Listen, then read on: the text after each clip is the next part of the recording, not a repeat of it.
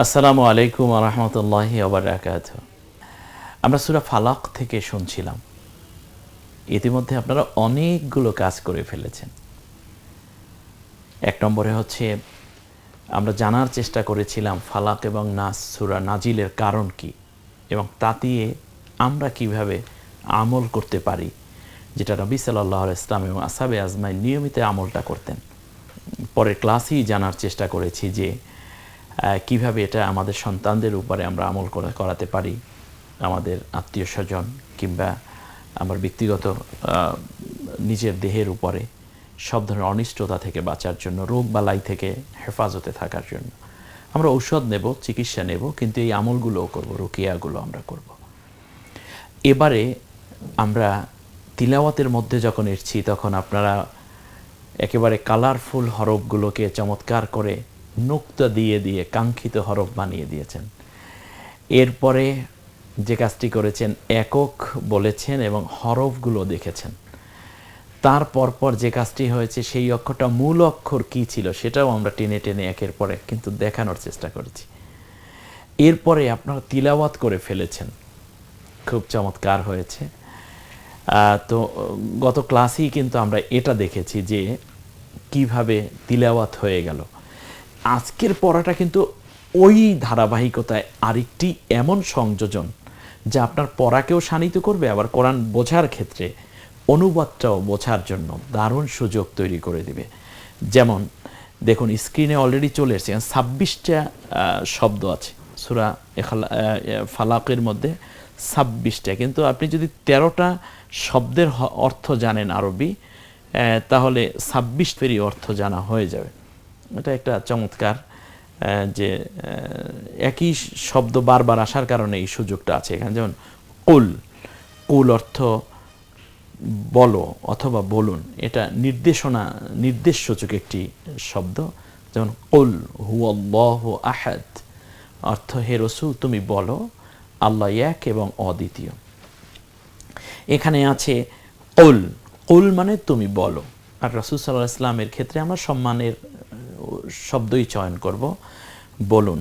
এখানে দুইটি অপশনই দেওয়া আছে, বলো অথবা বলুন। আউযু মানে আমি আশ্রয় চাই। এরপরে বিরব্বি, এই শব্দগুলো আপনি তিলাওয়াত করার অভ্যাস করুন। এখানে মূল অর্থ, আমার টার্গেট যেটা, শুধুমাত্র এখানে শব্দের অর্থ যারা নয়, বরং আমার টার্গেট হচ্ছে আপনি শব্দগুলো পড়তে পারেন কিনা। আমাদের দেশে কিন্তু এরকম অনেক ভাই বোনের অভিযোগ আমাদের কাছে আসে যে হুজুর আমি কোরআন তিলাওয়াত করতে পারি, কিন্তু হাদিসের একটা বই দিলে সে তিলাওয়াত করতে পারে না, অথবা অন্য কোনো কিতাব দিলে সে পড়তে পারে না, অথচ ওগুলো আরবি লেখা। তা আপনি এখানে আরবি পারলে ও আরবিগুলো কেন পারবেন না? আপনি যখন বাংলা শিখেছেন আমাদের, এখন বড় একেবারে এম এর বই থেকেও যদি বা বি এর বই থেকে যদি আপনাকে বইটা দেওয়া হয়, সেখানে যদি বাংলায় আমার লেখা থাকে, এখানের পড়াটা তো ওখানে আমার পারলে ওখানের আমারটাও পারার কথা ছিল। আর কোরআন তো সব জায়গায় একই রকম, কেন পারবেন না আপনি? বি রব্বি, স্রষ্টার নিকট বা রবের নিকট। আল ফালাক মানে হচ্ছে প্রভাতের। তাহলে কি হইল? আমি হে রাসূল তুমি বলো আমি আশ্রয় চাই প্রভাতের রবের কাছে, প্রভাতের স্রষ্টার কাছে। তাহলে আমরা আশ্রয় চাই মূলত কার কাছে? আল্লাহ তাআলার কাছে। আল্লাহর কাছেই আমাদের আশ্রয়স্থল, এবং আল্লাহই আমাদেরকে, আল্লাহ যদি কাউকে রক্ষা করেন কেউ তাকে ক্ষতি করতে পারে না। আর কোনো ক্ষতি যদি হয় আল্লাহর অনুমোদন ছাড়া হবে না, আর কেউ কোনো উপকার করতে পারবে না আল্লাহর অনুমতি ছাড়া। আমরা এই বিশ্বাস লালন করতে হবে, অল কদরে খয়রিহি ওয়া শাররিহি মিনাল্লাহি তাআলা। ভালো মন্দ তো আল্লাহর তরফ থেকে হয়, এই তাকদীরের উপর আমাদের বিশ্বাস রাখতে হবে। মিন মানে হলো হতে। মিন, আগে বাংলা আর আরবিটা উচ্চারণ করুন, মিন, এরপর বাংলাটা দেখুন, অর্থ হতে। শাররি অর্থ অনিষ্ট, এবং মা অর্থ যা, খলাক অর্থ তিনি সৃষ্টি করেছেন। খলাক অর্থ তিনি সৃষ্টি করেছেন, অর্থাৎ তিনি যত অনিষ্টতা সৃষ্টি করেছেন তার থেকে আমি আল্লাহ তাআলার কাছে আশ্রয় চাই। এরপরে ওয়া অর্থ এবং, মিন অর্থ হতে, শাররি অর্থ অনিষ্টতা বা অনিষ্ট, সিকিন মানে রাতের অন্ধকারে, রাতের আধারে, ঈদে অর্থ যখন, ওয়াকব মানে তা যখন গভীর হয়, আর গভীর রাতে যত অনিষ্টতা আছে সব অনিষ্টতা থেকে আমি আল্লাহর কাছে আশ্রয় চাই। এটার মধ্যে কত কল্যাণ, এবং আল্লাহ তাআলার কাছে বান্দা যখন আশ্রয় প্রার্থী হয়ে যায় আল্লাহ তখন আশ্রয় দান করেন।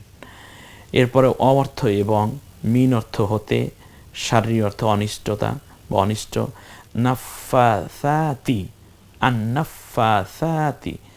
তাহলে আমরা এখানে মিলিয়ে পড়ার চেষ্টা করব। আমি তো শব্দে একেবারে আলাদা আলাদা করে ভাগ করে, আপনি শব্দগুলো উচ্চারণ করার চেষ্টা করুন। কোরআনের সব জায়গায় আপনি পড়তে তেলাওয়াত করতে পারবেন ইনশাআল্লাহ।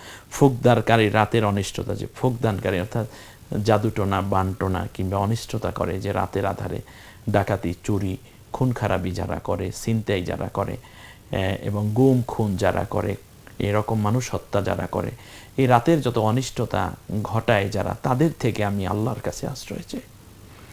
আপনি দোয়া পড়ে রাত্রে যখন ঘুমোতে যাবেন বিছানায়, তখনও আপনি এই দোয়া পড়ি, এ সূরা ফালাক এবং সূরা নাস, আমি নিয়ে পরে আসতেছি সূরা নাসের তিলাওয়াত, এই জায়গাগুলো আপনি অবশ্যই এখানে তিলাওয়াত করবেন। এবং ফুকদানকারীর অনিষ্টতা থেকে আমি আশ্রয় চাই আল্লাহ তাআলার কাছ থেকে। ফি মানে মধ্যে, আল ওকাদ অর্থ গিটগুলো, যে আকদুন অর্থ থেকে সেখান থেকে মানে ওকদ, যে গিরায় ফুক দিয়ে এভাবে গিট দিয়ে যে অনিষ্টতা সাধন করে, তার থেকে আমি আল্লাহর কাছে আশ্রয় চাই। এরপর শেষ লাইনটিতে ওয়ামিং শাররি, অথবা আর ওয়া অর্থে এটাই হয়, মিন অর্থ হতে, শাররি অর্থ অনিষ্ট, হাসিদিন মানে হিংসুক। হাসিদ মানে হিংসুক, মানুষ ভালো কিছু করলে অনেকে হিংসা করে। আপনার সন্তানটা খুব ভালো, কেউ হিংসা করতে পারে। আপনার ছেলেটা দেখতে খুব ফুটফুটে, হিংসা করতে পারে। আপনি আপনার ছোট্ট বাচ্চাটাকে সূরা ফালাক নাস পড়ে ফুঁক দেন, অথবা আপনার হাতে ফুঁক দিয়ে চেহারাটা মুছিয়ে দেন, তাহলে সব ধরনের মানুষের চোখ দিয়ে যে অনিষ্টতা হয় এটা কিন্তু খুবই জঘন্য। এবং ওরে বাবা কি সুন্দর, এটা না বলে আমরা বলবো মাশা আল্লাহ, কত সুন্দর একটি সন্তান আল্লাহ তোমাকে দিয়েছেন, বা বাচ্চাটা কত সুন্দর। এই যে ওরে বাবা, হাউ ওয়াও, এই শব্দগুলো কিন্তু ভালো নয়, বরং আরবি শব্দ হচ্ছে মাশা আল্লাহ, খুব সুন্দর হয়েছে।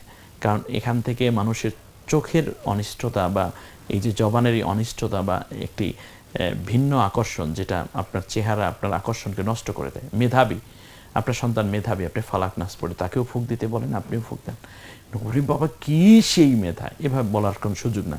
বরং আমরাও অন্যের কল্যাণকামী হব।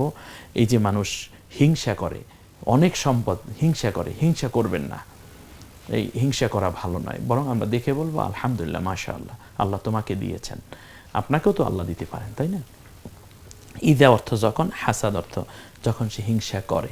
তা হাসিদ শব্দের অর্থ হিংসাকারী, আর হাসাদ অর্থ হিংসা করা, হ্যাঁ, সে হিংসা করে। তো এই অর্থগুলো মূলত আরবিটা পড়ুন এবং অর্থটা জান। আপনি স্ক্রিনশট দিয়ে রাখুন, অথবা এখানে যখন আপনি আসবেন তখন আপনি এখানে ওয়েট করেন, আপনার ল্যাপটপ, কম্পিউটার, মোবাইল, এখানে আপনি আস্তে করে স্ক্রিনটা অফ করে দেন। এরপর একটু একটু করে সব শব্দগুলো বলার চেষ্টা করুন, সাথে অনুবাদটা জানার চেষ্টা করুন। এবার আমরা আসুন সুন্দর করে একটু তিলাওয়াত শুনে নেই মধুর কণ্ঠে। قل أعوذ برب الفلق من شر ما خلق ومن شر غاسق إذا وقب ومن شر النفاثات في العقد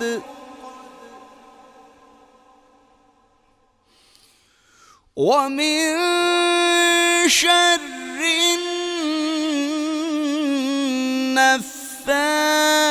النفاثات في العقد ومن شر حاسد إذا حسد। সম্মানিত দর্শক শ্রোতা, এতক্ষণ আমরা চমৎকার তিলাওয়াত শুনলাম। এখানে আপনি এভাবে তিলাওয়াত করতে অভ্যস্ত হয়ে উঠুন, ভেঙে ভেঙে একটু একটু করে। একদিনে বড় করিসাব হওয়া যায় না, একদিনে বড় ওস্তাজ হওয়া যায় না, তিল তিল করে হতে হয়, তাড়াহুড়ো করবেন না। আমার টার্গেট আছে গোটা কোরআন এই প্যানভিশনের মাধ্যমে ইনশাআল্লাহ আপনাদেরকে আমি শিখিয়ে দেব, কোনো একটি আয়াতও বাদ পড়বে না। এখন আমরা স্বাভাবিকভাবে একটু একটু করে তিলাওয়াত করে দেখছি, যাতে করে পরিচিত সূরাগুলো যেন নামাজে আর ভুল না হয়, সেজন্যই আয়োজন। এবারে আমরা চলে যাচ্ছি একেবারেই বাংলা ভাষায়, প্রাঞ্জল অনুবাদ আর একবার শুনে নেই। বলো, আমি আশ্রয় চাচ্ছি প্রভাতের রবের এমন প্রত্যেকটি জিনিসের অনিষ্টকারিতা থেকে যা তিনি সৃষ্টি করেছেন, এবং রাতের অন্ধকারের অনিষ্টকারিতা থেকে যখন তা ছেয়ে যায়, আর গিরায় ফুৎকার দানকারীদের বা কারিনীদের অনিষ্টকারিতা থেকে, এবং হিংসুকের অনিষ্টকারিতা থেকে যখন সে হিংসা করে। এবার আমরা এই পুরো সূরার শিক্ষাটা জেনে নেই। 1 নম্বরে আমরা জানলাম সূরা ফালাক ও নাস মূলত একই সাথে নাজিল হয়েছে, এজন্য মুআউযিজাতাইন বলা হয় সূরাটাকে, যে আশ্রয় প্রার্থনার 2টি সূরা। দ্বিতীয় জানলাম দিনে ও রাতে কুপ্রভাব এবং সব ধরনের অনিষ্টতা থেকে আল্লাহ তাআলার কাছে আশ্রয় প্রার্থনা করতে হয়।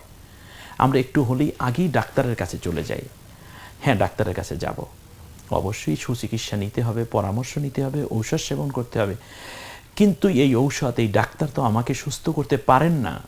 আল্লাহ, আপনি ঔষধ খাচ্ছি, আমরা তখন বলছি আল্লাহ শাফি, মানে আল্লাহ আমার রোগ মুক্তিদাতা। আল্লাহ রাসূল সাল্লাল্লাহু আলাইহি ওয়াসাল্লাম বলেছেন, যখন কোনো ব্যক্তি অসুস্থ হয় তখন সে অবশ্যই ডাক্তারের কাছে যাবে, চিকিৎসা নেবে, এটা নবীও নিয়েছেন। কিন্তু ঔষধ যখন পেটে যায় বা ইনজেকশন যখন ভিতরে যায়, কোনো কেমো যখন শরীরে প্রবেশ করে, তখন ঔষধ আল্লাহর কাছে প্রার্থনা করে, রব্বুল আলামিন আমি কি কাজ করব নাকি করব না। আল্লাহ যদি বলেন কাজ করো, তখন ঔষধ কাজ শুরু করে, অল্প ঔষধই বান্দা সুস্থ হয়ে ওঠে। আর যদি বলেন আল্লাহ কাজ করো না, যদি আল্লাহ কথা বলেন, তাহলে অনেক ঔষধ খাচ্ছে কিন্তু রোগ মুক্তি হচ্ছে না। আর যদি বলে বিপরীত করো, তখন বলে যে ডাক্তার রিয়াকশন করেছে ঔষধে। তো এই বিষয়গুলো আমরা মূলত ঔষধের উপরে ডিপেন্ডেন্ট হব না, বরং আল্লাহর দয়ার উপরে ডিপেন্ডেন্ট হব।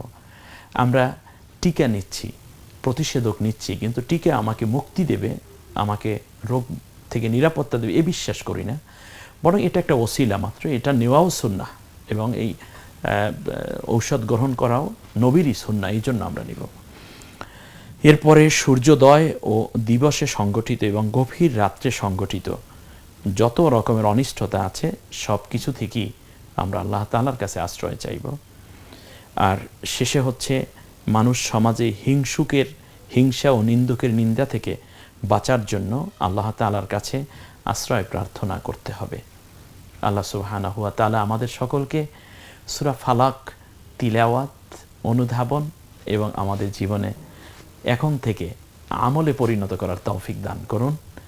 সামনেই আসছে সূরাতুন নাস, সূরা নাস থেকে আবার তিলাওয়াত করব।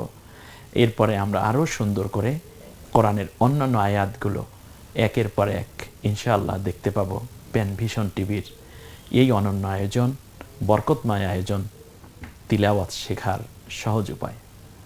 আপনাদের সকলের কাছে আমি দোয়া চাচ্ছি, প্যানভিশন টিভির কলাকুশলী এবং যারা মেহনত করে, পরিশ্রম, মেধা, যোগ্যতা দিয়ে আপনাদের জন্য এই প্রোগ্রামকে দর্শন উপযোগী এবং শিক্ষা উপযোগী করে তুলেন, তাদের জন্য দোয়া চাই। আল্লাহ রাব্বুল আলামিন যেন বিশ্বময় সকলকে সুস্থতার সাথে রাখেন, কোরআনের সাথে চলার তৌফিক দান করেন, এ কামনা করে আজকের মতো বিদায় নিচ্ছি। আসসালামু আলাইকুম ওয়া রাহমাতুল্লাহি ওয়া বারাকাতুহু।